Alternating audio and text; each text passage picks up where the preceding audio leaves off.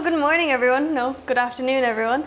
Time has gotten a bit weird because we had to get up really early to get the ferry over here. But to start us off this afternoon, I'd like everyone to close their eyes. I know it sounds really weird, yes I'm serious, close your eyes, okay? I have good news because someone has discovered the cure for cancer. Okay, they are standing on the stage addressing the UN, giving us a little bit of an insight into their research, and the world is rejoicing because so many people's lives are going to be saved, okay? Now everyone open your eyes, and I want you to be brutally honest with yourselves and with us. Raise your hand if the person that you were imagining was over the age of 18. Okay? Well, we're here to show you today that that doesn't necessarily have to be true, because good ideas come from the most unexpected places, and our idea came from a garden. Exactly. So our idea, it just shows how ideas can come from maybe when you're having your breakfast or when you're attempting to garden. We got the idea when I was gardening with my mom. We're really, really bad at gardening.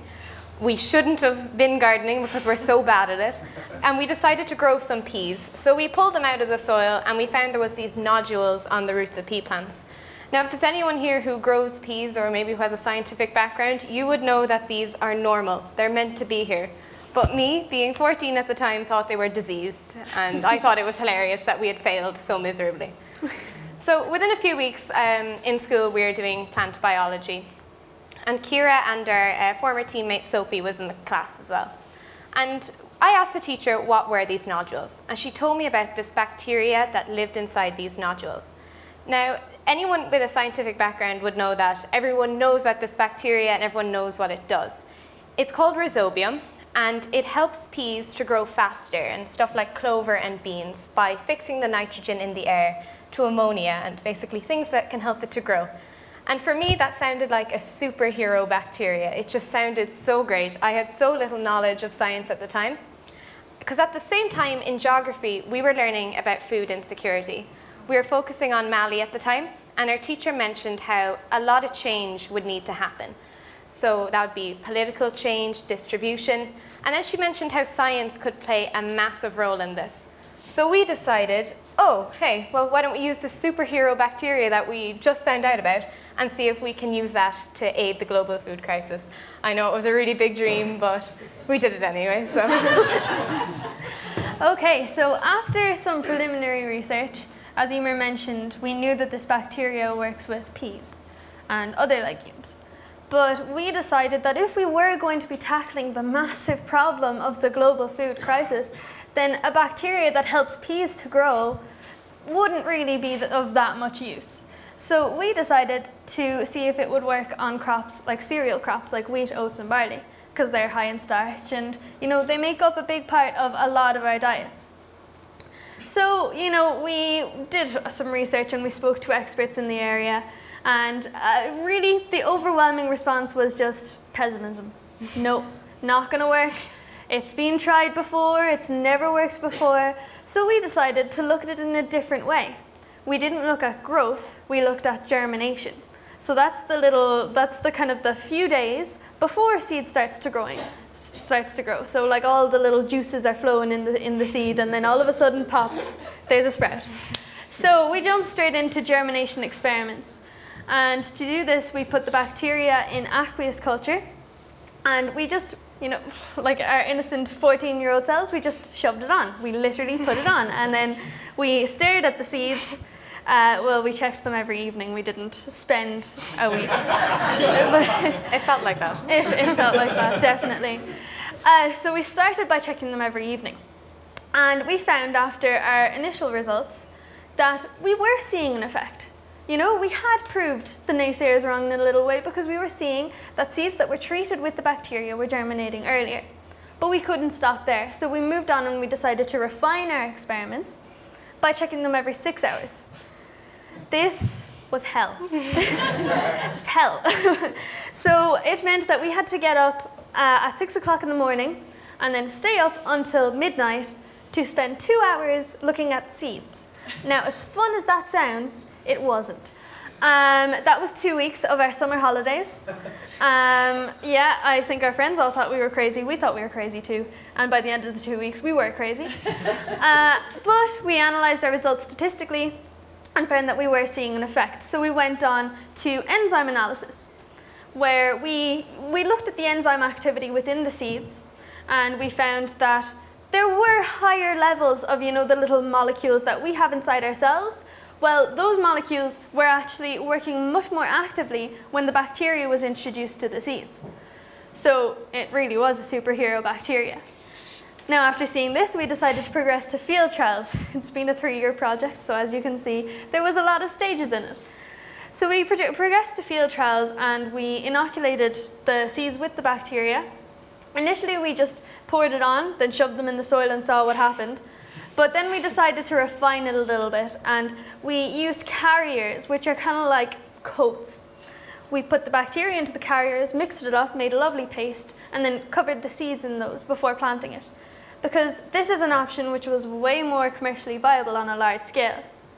Then after a few weeks, which were actually really nice because we didn't have to spend our evenings looking at seeds, we could just check that no animals had eaten our plants or anything. We harvested our plants, and we measured their dry mass yield. So something really important and something that was really fun about the project was, because when we started this, we didn't have access to really high-tech labs, that we actually built everything we used ourselves. So that went from incubators, we used polystyrene fish boxes, thermometers and thermostats, and we had so much fun building them. We used train tracks to build other pieces of equipment, and then we gradually took over Ciara's house. So it started with the spare bedroom, and then it went on to the kitchen, the garden, the sitting room. Anywhere there where we could put something, there was probably something there. And so after all that work and 3 years of deciding what to do and of debating over what color we should make our posters, we got our results, and we found that we increased the germination rate of barley and oats by up to 50%. So this means that we basically halved the time that it took for them to start growing. And then when we did our field trials, we found that we increased the dry mass yield by up to 74%.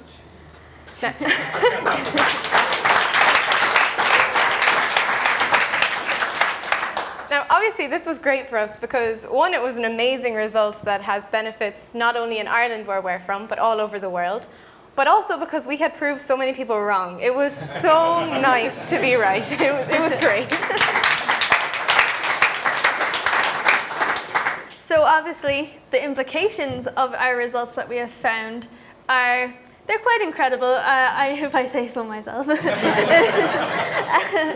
modest. Yeah, I know. Yeah, that good old Irish modesty, like. So, as Emer mentioned, to overcome the food crisis that we are currently facing, there is going to need to be a lot of social and political change. We're going to need to feed 9 billion people by 2050, but already there are people starving in the world, which is kind of hard to believe when you think that actually the food that is produced is enough for every citizen of the globe to be consuming 2,800 calories a day.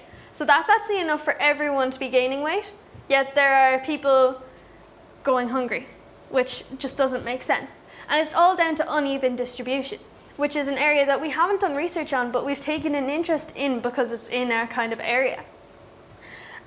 Those in America, Europe, and the more developed parts of Asia make up about 25% of the world's population. Yet we consume 80% of the food that is produced globally. So when you think about that, we're leaving the other 75% of the citizens of the world to share our leftovers.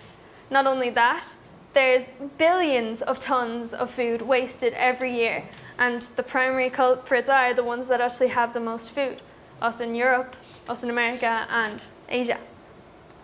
So, without these changes, we're not going to overcome the food crisis, but we do hope that by implementing our project at the production stage, we will at least be able to increase the food production in order to account for these inequalities, but also to just plain provide more food because of the fact that population growth is growing exponentially. So when we started this, we were 14, and now we are 17. So we've done a lot of work, but something that we found really hard was to actually get our work out there. So how we overcome this was we entered science fairs and science competitions. So we initially started with the Irish National Science Fair called the BT Young Scientist. I don't know if anyone is familiar with it here, but it's a pretty massive event in Ireland. It would be on the news, and there's reports there all the time, so most schools in the country enter it. So we decided to enter that to kind of show what we had done, not thinking to win or anything like that, and really we could get 3 days off school to go up to Dublin to a fabulous event, so who wouldn't go? So we went up and we were so surprised when they announced us as winners. In fact, we were so surprised that they took the ugliest pictures we have ever seen of ourselves because we cried so much. It's actually so embarrassing. Oh my God. And then because we won this, we got the opportunity to represent Ireland in the European Young Scientist, which was in Prague. So we worked more on the project and got to go there. And that was pretty daunting because everyone was so much older than us. Most of them were in college or university, and we were in like our third last year of secondary school. So I think they were kind of looking at us like, who are these young Irish girls? And then when we won, they were as surprised as we were. I think everyone in the room was like, oh, whoa, okay, they actually did something, okay. And then you would think that we'd have enough by then, but then Ciara saw an ad for the Google Global Science Fair. And we were like, well, we've worked on it now, and we're still working on it, so we might as well enter that too. So we put in a submission for that, and this was the one where we were probably the most doubtful of all, even though we were doubtful in all of them.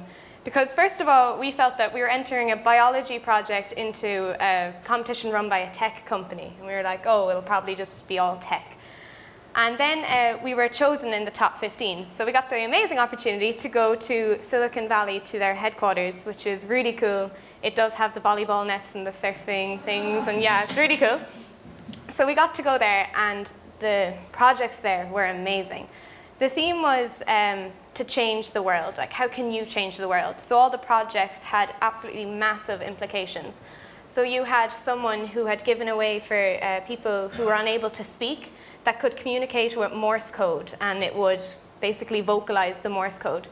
There was people who were combating cyberbullying, and there was people who had designed an alarm clock that could wake you up by your favorite scent, like the smell of coffee rather than the noise. So they announced us as winners there as well. So we took the top prize, and we were the first people outside America to take that, so we were really proud of that. And that opened so many doors for us, as did all the other competitions. But with this one, I think it really put us onto the global platform, and people really, really began to take us seriously. And since then, it's just been a complete snowball effect. Yeah, definitely. I mean, as Emer mentioned, the opportunities that we've had as a result of all three of these competitions, you know, we really are blessed. I mean, we've spoken at global conferences from, you know, we're going to Washington next week, and we were in Lisbon last February. So as you can see, I don't think we're too daunted standing up in front of an audience. Like last March, probably my favorite one and the one that we were most proud of. But weirdly enough, we weren't actually very nervous. We spoke at Wembley Arena we spoke at Wembley Arena last March at We Day UK. So there were 12,000 school children in the audience, and what was fantastic about that, and it's another one of the opportunities that we've been given, is we weren't even there to talk about science. We were there with our buddy Richard Branson, and we graced the stage to show people that, you know, there's nothing wrong with following your dreams, especially if you're a young person. You don't have to wait until you finish college. You can, if you have a goal, just try and accomplish it. Also, we've had the opportunity to visit the most fantastic places. I know there was an eruption there, so we got in just in time, but in April, we went to the Galapagos Islands, courtesy of National Geographic, who were like our sponsors on the trip. And we got up close and personal with nature and came away with a greater appreciation of what it is to, you know, look after the world, and we understand stewardship and all of that so much more now. And I guess one thing, you know, we do get a bit of acknowledgement aside from the actual Google Science Fair, which is we're very lucky to get in that. Last September, or October, I can't remember. It was named, we were named by Time magazine as being among their 25 most influential teenagers in the world.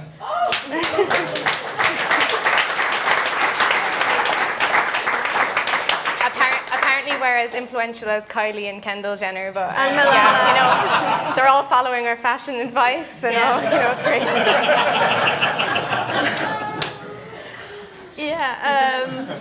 So obviously, we're lucky, to be honest. We worked hard, but at the same time, the harder you work, the luckier you get. So there are other people just like us who work just as hard, and I hope that someday they will be able to have the experiences that we have. So obviously, what we've said so far, everything that we've done, really, we've been really lucky, and it's all been great. But obviously, there were so many difficulties along the way, and there was a lot of times when we wanted to give up and we wanted to just stop, and I was fed up with looking at seeds, and Ciara fainted off her horse from looking at seeds, and it was all just... It's a long story. So some of the difficult things were, we worked as a team of 3, and we started this when we were 14, and personally I think 14 is probably the most horrible age. I was so annoying when I was 14. Yeah, I know that I was. So working as a team of 3, as we got older, we kind of drifted apart. So we started as really good friends, and then as we went further, we were working on a project, which was quite sad that happened, but it probably would have happened even if we weren't doing the project. And then something that I struggle with a lot is, I found that after we won the Young Scientist in Ireland, the BT Young Scientist, we went from being, I'm Emer, to, that's the girl who won a science competition. It was like you couldn't do anything else. And people would be really surprised if we did do anything else. They'd be like, "Oh, you play guitar? Oh, I thought you just did science." And I was like, "No, I do more than that." So I felt like we were really boxed into, we were put into a box, and that was what we were. And for a while, it was really hard to, I suppose, break free from that and to be like, "No, we can do more, we promise." So yeah, that was hard. Yeah, I suppose another one of the difficulties, there were difficulties throughout the project, as Emer's outlined, but, even just starting out, it was really difficult to get any form of support. Our families were fantastic. My mom literally gave us our house. I'm not even exaggerating. It was like, "Here, take that room." Sure, whatever. But aside from that, support from industry, support from academia, it was really difficult to come by because everyone just saw us as 14-year-old girls with a pipe dream, and yeah, it was kind of nice then when it all worked, because then the offers came rolling in. But it was difficult to be working and constantly being told by people who were educated in the area, yeah, it's not going to work. And part of me is we were kind of stupid to go ahead with it because of all of the odds pointing against us, but it was worth it in the end. And I think that's what young people need to be reminded of, rather than listening to the pressure of society and the negativity. They should just kind of work through that. So yeah, if there's anything a message that we could leave here is just that young people can do a lot. It's not just us. We are not special. We are not absolute brainiacs. I don't have a bigger brain than someone else. We just got lucky, really, to be honest with you. We did a project and it worked. So that's something that I would say, no matter what someone's interest is, if someone young or old or whatever age someone is, that they come with an idea, that it should be supported and that we should help them follow that idea and make it become a reality. Yeah, because the fallout from that, the fallout from support, which we eventually did get, is the fact that now, as of April, Emer and I launched our company, Germination Innovations. And we pitched it, we launched it in Salesforce headquarters in London to, I'm afraid I'm going to say the title wrong, I'm really sorry, Her Royal Highness the Princess Royal Anne. We're not up to scratch with our royal family. Yeah, we're Irish, I'm sorry. So now we're looking forward to the future of that. So we haven't stopped just because our days in the science competition field are over. We're hoping that by starting up a business, we can bring our research to a new level, and it'll be easier for us to get funding and stuff like that because we can take advantage of entrepreneurial support systems and stuff like that. So we're hoping to attend the Outbox Incubator in London in August. And I suppose looking to the future of that, just if anybody wants to ask us later, but we're actually going into the year which would be our A-levels, and we're going to have those to focus on. So a lot of our further research will be very localized, but for this summer we're going to be in personal development. So I'm going to go to MIT on Monday, for 4 weeks to go to a program called MIT Launch, where I'm going to learn some skills.